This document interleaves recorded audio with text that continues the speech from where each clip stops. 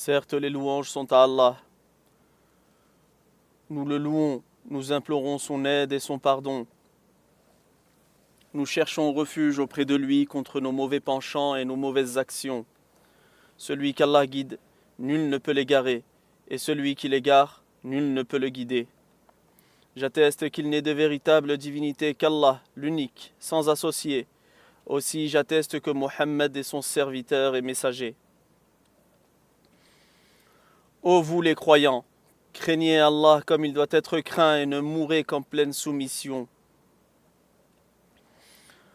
Ô hommes, craignez votre Seigneur qui vous a créé d'un seul être et a créé de celui-ci son épouse, et qui de ces deux-là a fait répandre sur terre beaucoup d'hommes et de femmes.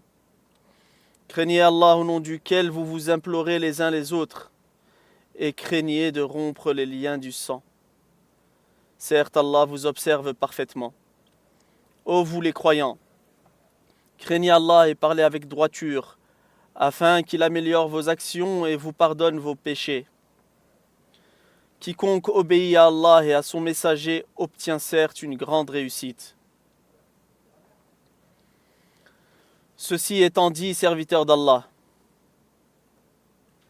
l'une des manifestations de la miséricorde d'Allah envers ses serviteurs croyants est qu'après les avoir guidés à la foi, il leur indique les voies du salut qui les mènent jusqu'à lui, et qui maintiennent ceux qui les empruntent sur la religion de vérité et le chemin de droiture.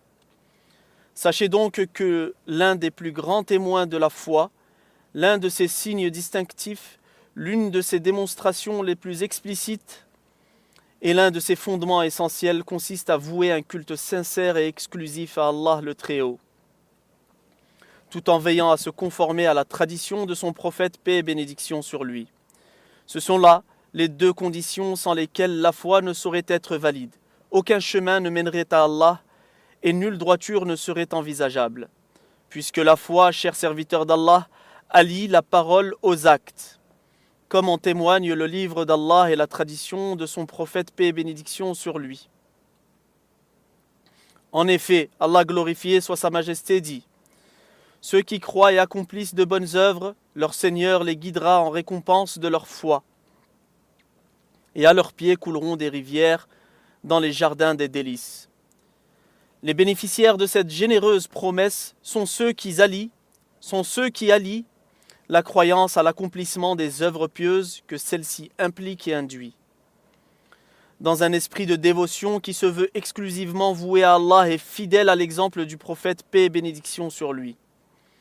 Un homme interrogea le prophète, paix et bénédiction sur lui, en ces termes: Ô messager d'Allah, enseigne-moi en islam une parole que je ne demanderai à personne d'autre que toi.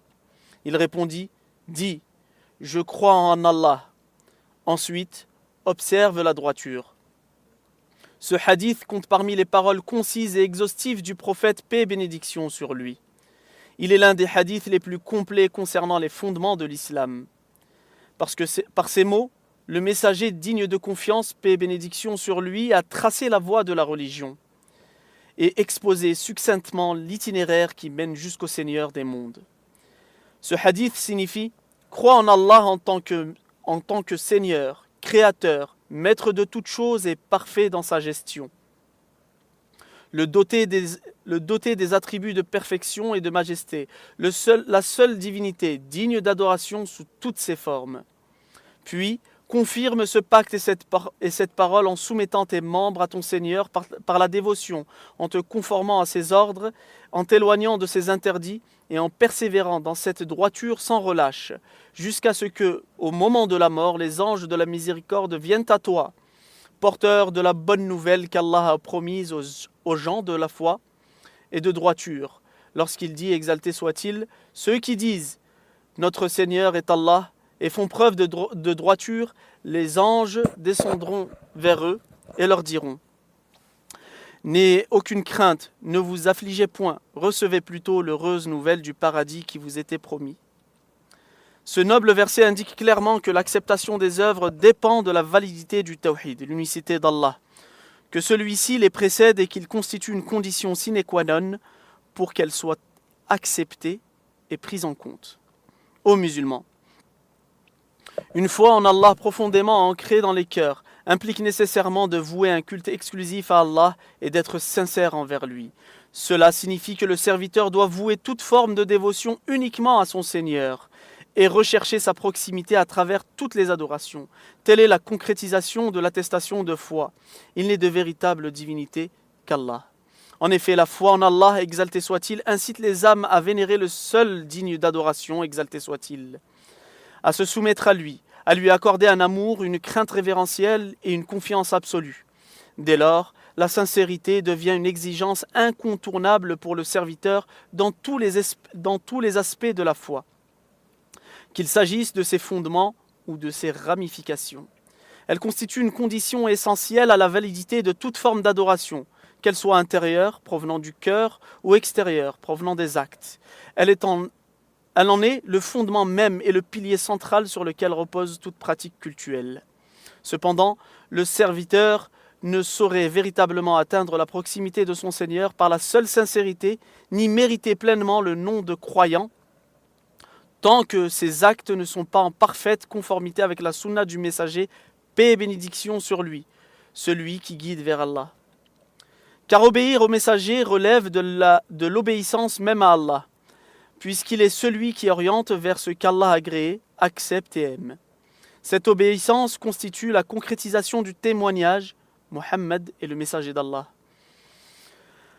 avec tout ce qu'il implique en termes d'adhésion sincère, de soumission à sa voix et de conformité à ses enseignements.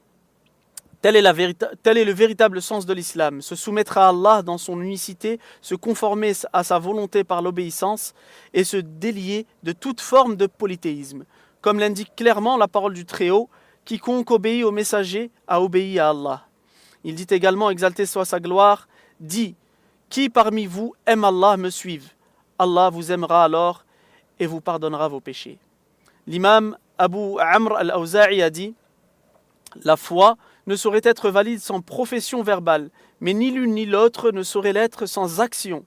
Et l'ensemble, la foi, la profession verbale et l'action ne sauraient être valides dans une attention sans intention conforme à la sunna. Fin de citation, qu'Allah lui fasse miséricorde. Ainsi, quiconque suit véritablement le messager d'Allah après avoir fait preuve de sincérité envers Allah et avoir voué ses actes d'adoration à lui seul, aura réuni les deux fondements de la religion, qui sont adorer exclusivement Allah sans rien lui associer, l'adorer à partir de ce qu'il a légiféré et non à travers les innovations.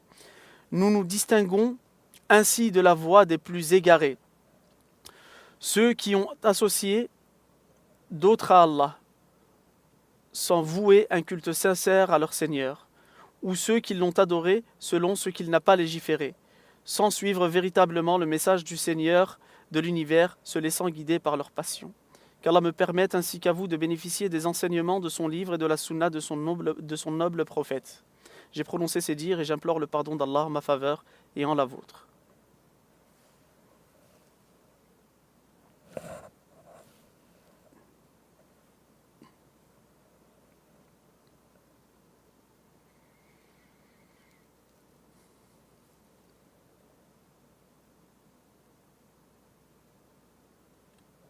Louange à Allah, qui vous ordonne de n'adorer que lui. Que la prière et la paix soient sur Mohammed, son serviteur, son ami intime et son élu. Ceci étant dit, Allah exalté soit-il dit au sujet de sa sublime essence. Celui qui a créé la mort et la vie afin de vous mettre à l'épreuve et de voir qui de vous accomplira les œuvres les plus méritoires. Il est le Tout-Puissant, le Très Clément. L'éminent imam Abu al-Fudayl ibn Iyad a dit qu'elle soit sincère et correcte. Car si l'action est correcte sans être sincère, elle n'est pas acceptée. Elle n'est acceptée que si elle est à la fois sincère et correcte. Sincère, c'est-à-dire vouée à Allah seul. Correcte, c'est-à-dire conforme à la sunna du messager d'Allah, paix et bénédiction sur lui. Fin de citation, qu'Allah lui fasse miséricorde.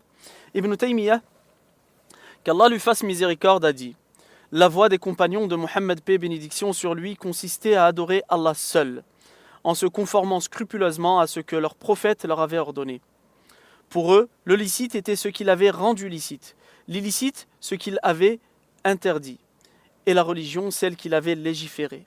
Ils accomplissaient les 5 prières obligatoires aux heures prescrites en groupe avec les musulmans dans les mosquées. Ils jeûnaient le mois de Ramadan, effectuaient le pèlerinage à la maison antique et s'acquittaient de la zakat. Ils enjoignaient le bien et interdisaient le blâmable et combattaient sur le sentier d'Allah. Ils adoraient Allah selon toutes les prescriptions de leur prophète. Ils n'adoraient nul autre qu'Allah et n'invoquaient personne en dehors de lui. Ni ce qui est dans les cieux, ni ce qui est sur la terre, ni les anges, ni les planètes, ni les prophètes, ni leurs représentations. Ils savaient pertinemment que tout cela relevait du polythéisme qu'Allah et son messager avaient strictement interdit. Ils n'invoquaient aucune créature, qu'il s'agisse d'un ange, d'un djinn, d'un être humain, prophète ou non, que ce soit auprès de sa tombe ou en son absence. Ils ne cherchaient d'aide qu'auprès d'Allah, ne demandaient la victoire qu'à Allah et ne plaçaient leur confiance qu'en Allah.